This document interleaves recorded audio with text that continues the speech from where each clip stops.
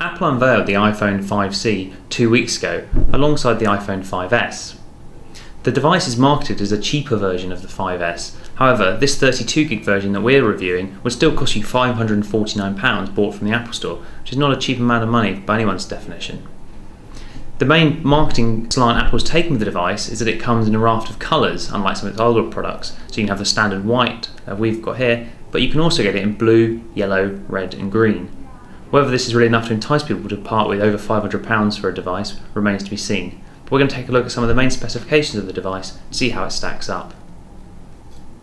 Now, the first thing you'll notice about the iPhone 5C is that it comes running the new iOS 7 operating system with a new redesigned interface and new widget displays. This includes a couple of nifty new features such as ability to access the quick control menu by simply swiping up from the bottom of the screen, so you get access to Wi-Fi, airplane mode, screen brightness, which is much easier than having to go into settings and that sort of thing. And also it's got a nice new multitasking layout to flick between applications that is similar to Android and Windows Phone, and you can remove them by quickly moving up, like so.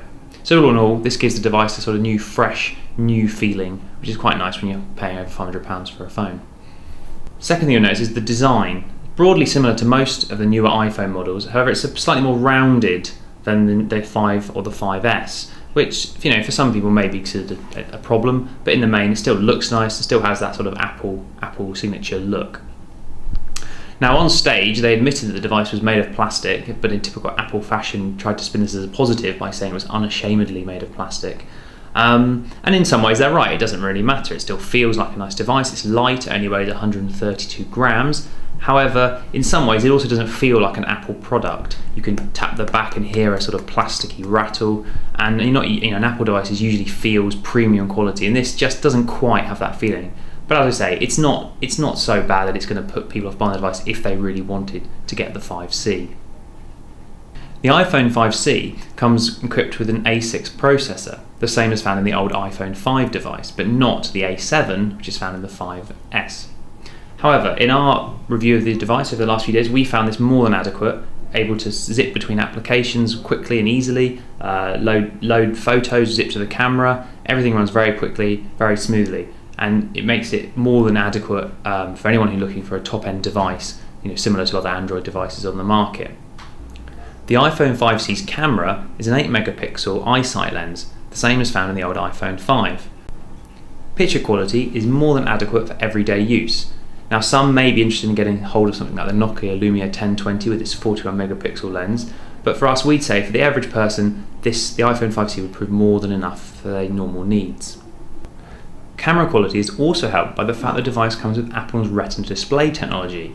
This means images display in a crisp and clear manner, and this also is beneficial when using the phone for other tasks, such as web browsing, reading emails, as text, fonts, and images all display in a very legible format.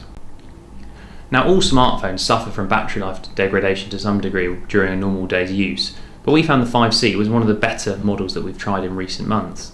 For example, during one day of normal use, a few texts, downloading a couple of applications and normal web browsing for example, the device lasted from a full charge at about 8 o'clock in the morning and only needed to be recharged last thing before bed at about 11 o'clock, 11:30. Now this is a full day's proper use, so we were quite impressed by this. But of course this was day one of the phone's life, so you'd expect it to be its best then, so it might degrade over time. Certainly on the second day, when we used the phone a bit more intensively, made some longer phone calls, ran a couple of 1-hour HD videos from the iPlayer app on loop, and downloaded multiple applications, the device ran out a lot sooner, although still not unimpressive.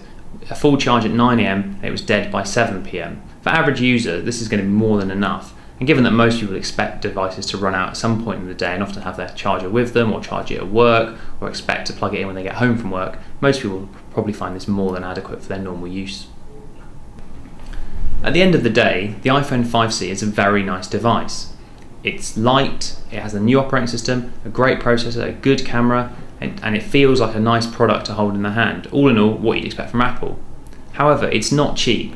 This device here would cost you £549, and a 16GB device would cost you £469. I think that's a lot of money in anyone's book. But yeah, it's odd because it comes still as not the flagship device from Apple, which is the 5S. So in a way, it's left the question, why would anyone want to buy this? If you're going to spend that much money, buy the 5S. If If you don't want to spend this much money, you're better off getting a cheaper phone in the sort of £200 to £300 price bracket, where Android's going to serve you. The only real differentiator we can really see that Apple's trying to market this phone on is the fact it comes in a range of colours, some of which aren't even that nice to look at. If you really want your phone to have a colour, just buy a cheap case from a corner shop and stick it over that instead and save yourself a few £100s. If, however, you really do want that garish green phone or that bright blue one, then we can't deny that the 5C is a good device and you'll probably be happy with the money you've spent.